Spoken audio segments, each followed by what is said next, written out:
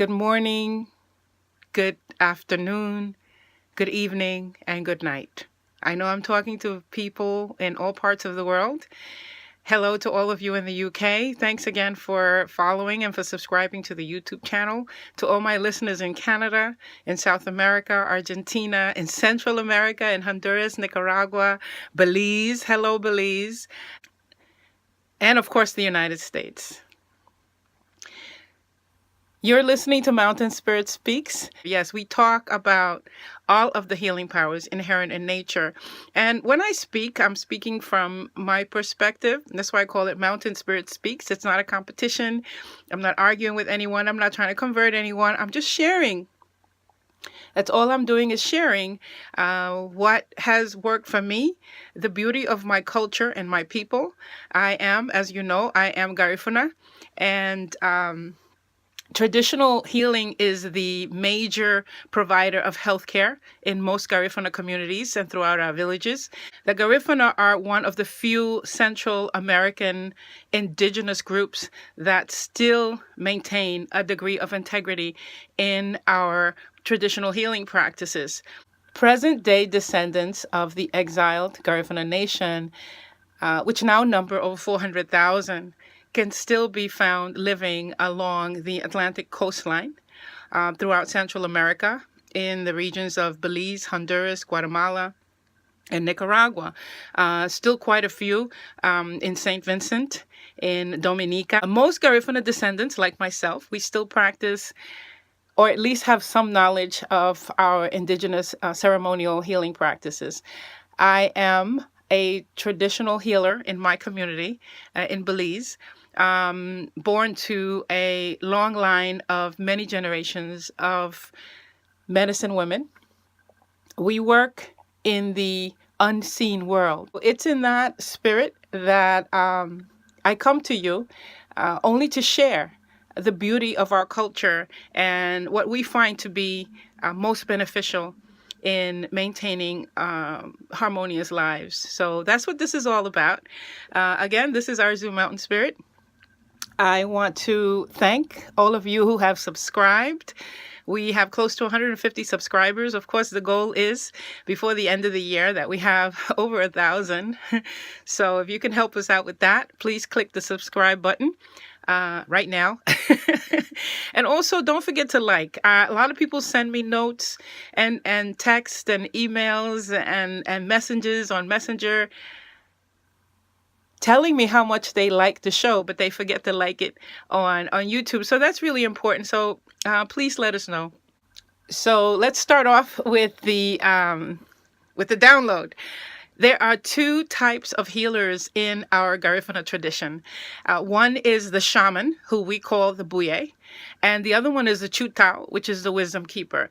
And there really is very little difference between the two, but I'm going to itemize what those differences are. The buye performs ceremonies in the Dabuyaba, which is our temple. They're the ones who perform these ceremonies, the ancestral ceremonies.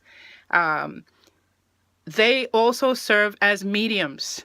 They are the communicators between the living and the dead. The Chutao are more like oracles of health for the living, right? So the Buye work between the living and the dead, and the Chutao are more concerned with the living.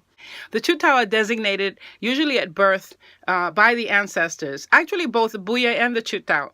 But a buye, you can become a buye later on in life. You can decide to be a buye. You can be called to be a buye later on in life.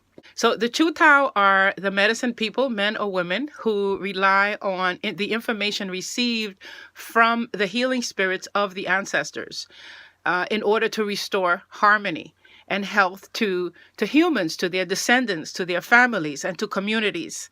Both buye and the Chutao use energy medicine, rely on ancient wisdom, and work with spirit allies to guide and reconnect people towards their soul mission so that we can be better human beings, so that we can better handle all the different aspects of life. Now, just a little side note. Social anthropologists estimate that by the year 2025, That's in 5 years. The Garifuna culture would have disappeared. Our culture is being lost, and we remain on the list of cultural survival. The meanings of our rituals are lost, or confused, or grossly misunderstood. And that's why I'm making these videos. That's why I want to share it with the world, because it's my desire, and I feel also my mission, to share this medicine wisdom, to share the information from the ancestors and our traditional practices with you, in the hope of leaving at least a memory of who we are or who we used to be. Being Garifuna, I grew up in an environment where everybody is psychic. Everybody. Because our culture and our lifestyle lends itself to fostering and developing the psychic abilities in everyone, even as children. When you're a child in a Garifuna household, you wake up in the morning and the first thing they will ask you, their parents or the elders, they'll ask you, well, what did you dream? So every breakfast, the first thing in the morning, ever since I can remember, is my grandmother or my great-grandmother or my father or my mother interpreting my dreams. And they did it with all of us. So elders are always asking children, well, what did you dream? And this is the way they guide, and this is the way they understand what it is that the messages that the ancestors are sending for this child or to the child. So that very naturally develops our understanding of dream time, that it isn't just a time when we pass out. It's a time when we go inside into another dimension, to another realm, to communicate with the ancestors and to receive information from them. So this is inbred in us. It is put in us in a very, very early age. So we Garifuna are taught from a very early age that our ancestors are always standing by, ready to help us. They're always there, and we can call on them at any time, especially during dream time. They communicate with us by way of our inner senses, which we also call psychic senses, which are known as clair abilities. And the information we receive through these senses can be conscious, like in the state of awareness, or it could be subconscious, where we become aware of what we have heard or seen or felt in hindsight, or unconsciously, or while we're sleeping, like in dream time, or superconsciously, when we receive a download of insight with great awareness and realization. The main point that I want to make in this video is that our psychic senses are not inaccessible metaphysical phenomena. They are not proprietary. Being psychic is not proprietary. It doesn't just happen to a particular type of people. It isn't necessarily selective. Every single human being has psychic abilities. The only difference is that they have yet to be developed, but we are all, as human beings, hardwired. Our psychic senses, at least the way it was taught to me, are merely extensions of our physical senses of taste, smell, hearing, touch, sight, and the overall all-encompassing sense of knowing. Everyone within earshot of my voice has at least one psychic ability brewing, manifesting, exposing itself. So if you know what your psychic abilities are, then you can give them focus, attention, and nutrition. Now we live in a world that's teeming with all the support that our psychic senses need to be able to unfold and develop. But how do we know what they are? And how do we know when they're developing? And how do we know what to feed our psychic senses? And that's what this video is about.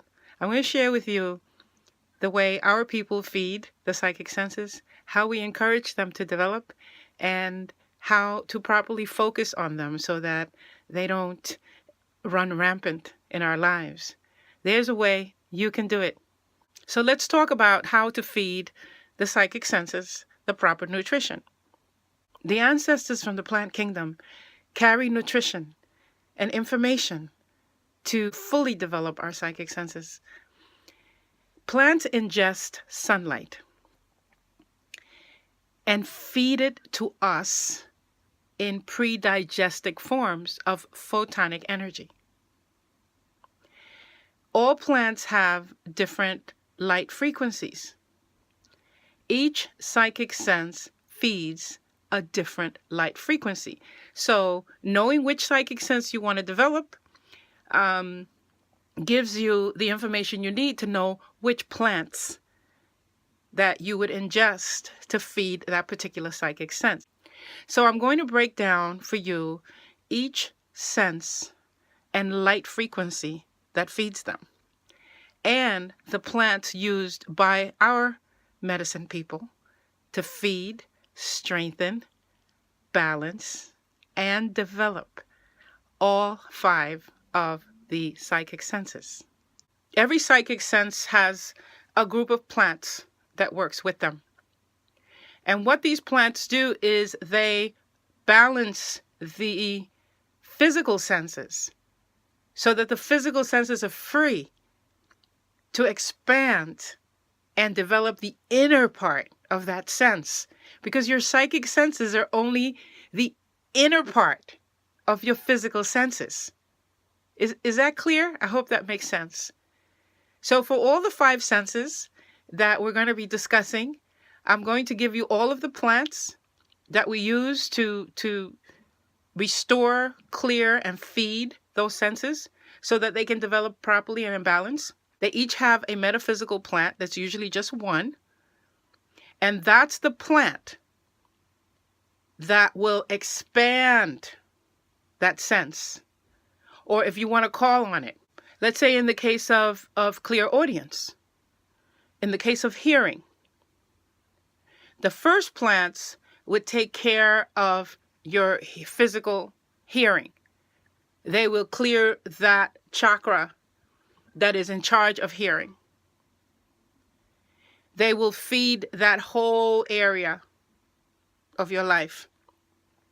They come in the color frequency that feeds that psychic sense. Then the metaphysical plant will open you up so that you will hear, so that your inner sense of hearing will open. And we do that with a sitter, because these are plants that will take you into other dimensions. They'll take your senses into other dimension. They'll take you into the spiritual dimension where that sense rules. And I want you to know about them, because these things are possible. These plants are all over the world, and they probably grow near you. So we're going to learn about them, and I want you to stay with me.